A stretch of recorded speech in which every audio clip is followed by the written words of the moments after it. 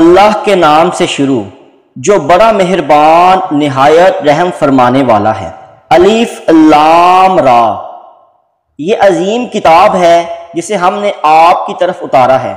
تاکہ آپ ان لوگوں کو تاریکیوں سے نکال کر ایمان نور کی جانب لے آئیں، ان کے رب کے حکم سے اس راہ کی طرف لائیں جو غلبہ والا ہے، سب خوبیوں والا ہے۔ وہ اللہ کہ جو کچھ آسمانوں میں اور جو کچھ زمین میں ہے سب اسی کا ہے، اور کفار کے لیے سخت عذاب کے باعث بربادی ہے۔ یہ وہ لوگ ہیں جو دنیاوی زندگی کو آخرت کے مقابلے میں زیادہ پسند کرتے ہیں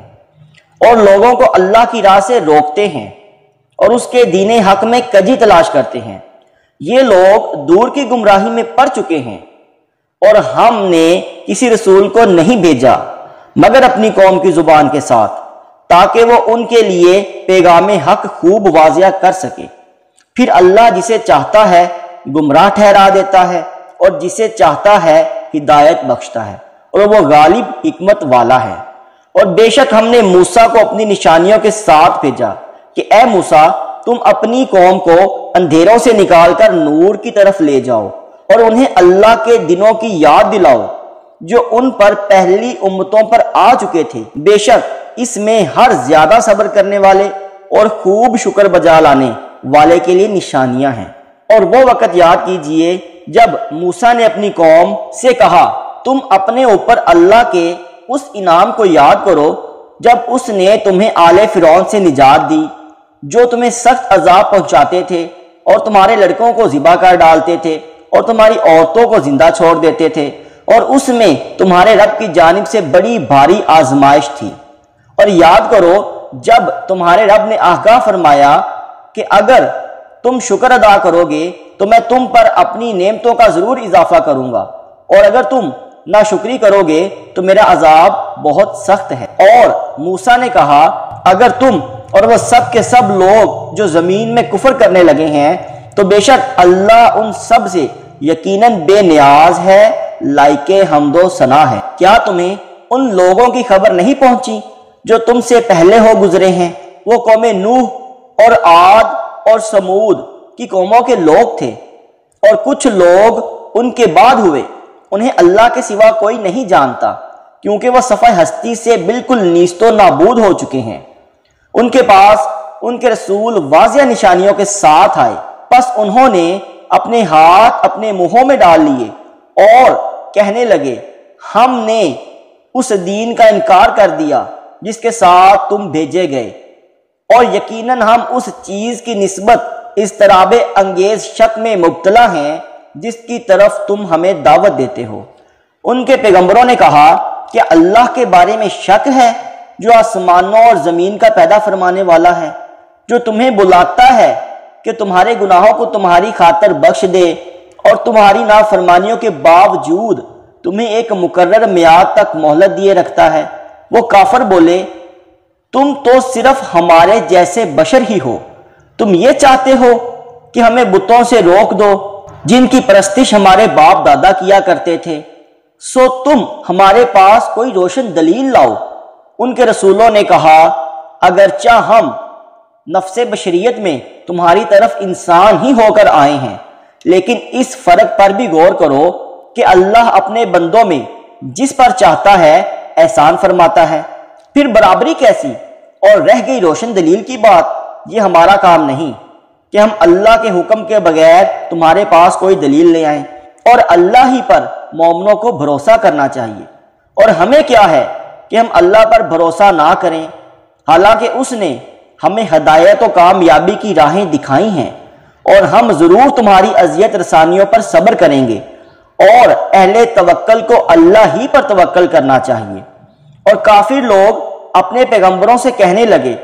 ہم بہر صورت تمہیں اپنے ملک سے نکال دیں گے، کیا تمہیں ضرور ہمارے مذہب میں لوٹ کر آنا ہوگا؟ تو ان کے رب نے ان کی طرف وحی بھیجی کہ ہم ظالموں کو ضرور ہلاک کر دیں گے، اور ان کے بعد ہم تمہیں ضرور اسی ملک میں آباد فرمائیں گے۔ یہ وعدہ ہر اس شخص کے لیے ہے جو میرے حضور کھڑا ہونے سے ڈرا اور میرے وعدہ عذاب سے خائف ہوا۔ اور بالآخر رسولوں نے اللہ سے فتح مانگی اور ہر سرکش ضدی نامراد ہو گیا۔ اس بربادی کے پیچھے پھر جہنم ہے اور اسے پیپ کا پانی پلایا جائے گا جسے وہ بمشکل ایک ایک گھونٹ پیے گا اور اسے حلق سے نیچے اتار نہ سکے گا، اور اسے ہر طرف سے موت آ گھیرے گی اور وہ مر بھی نہ سکے گا، اور پھر اس کے پیچھے ایک اور بڑا ہی سخت عذاب ہوگا۔ جن لوگوں نے اپنے رب کے ساتھ کفر کیا ان کی مثال یہ ہے کہ ان کے اعمال اس راکھ کی مانند ہیں جس پر تیز آندھی کے دن سخت ہوا کا جھونکا آ گیا۔ وہ ان کے اعمال میں سے جو انہوں نے کمائے تھے کسی چیز پر قابو نہیں پا سکیں گے۔ یہی بہت دور کی گمراہی ہے۔ اے سننے والے، کیا تو نے نہیں دیکھا کہ بے شک اللہ نے آسمانوں اور زمین کو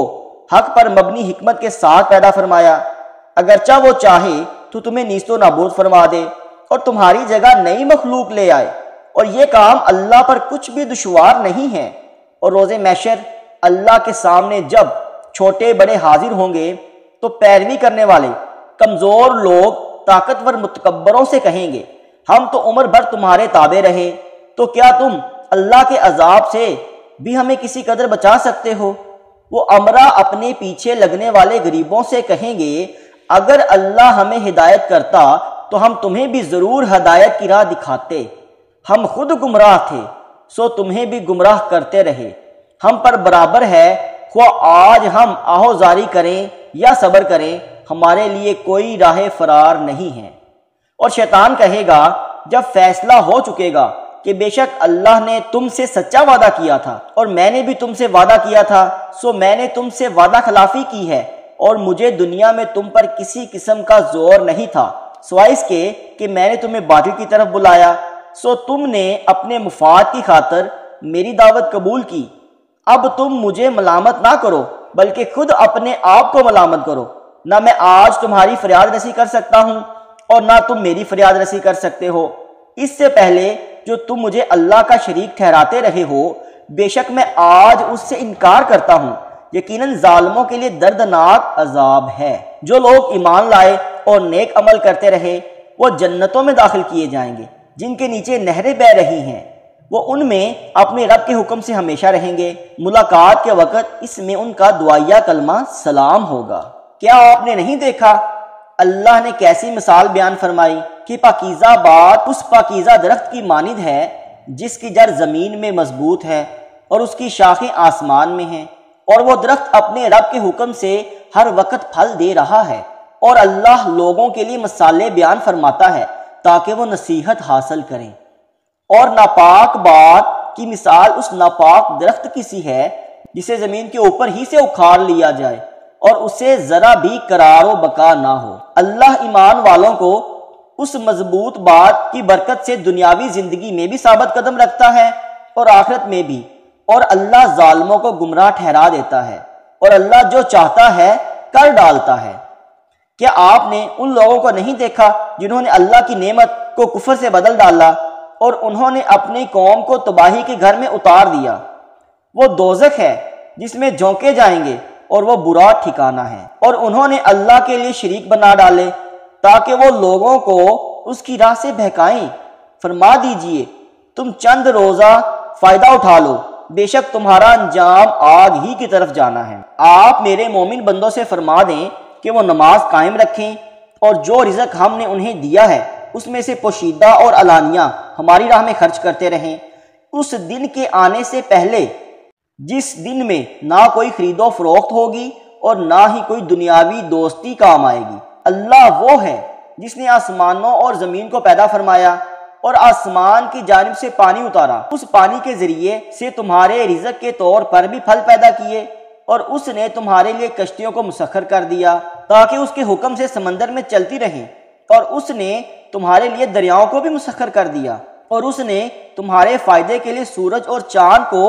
مطیع بنا دیا جو ہمیشہ اپنے مدار میں گردش کرتے رہتے ہیں، اور تمہارے لیے رات اور دن کو بھی تابع کر دیا، اور اس نے ہر وہ چیز عطا فرما دی جو تم نے اس سے مانگی، اور اگر تم اللہ کی نعمتوں کو شمار کرنا چاہو تو پورا شمار نہ کر سکو گے۔ بے شک انسان بڑا ہی ظالم، بڑا ہی ناشکر گزار ہے۔ اور یاد کیجئے جب ابراہیم نے عرض کیا اے میرے رب اس شہر مکہ کو جائے امن بنا دے اور مجھے اور میرے بچوں کو اس بات سے بچا لے کہ ہم بتوں کی پرستش کریں۔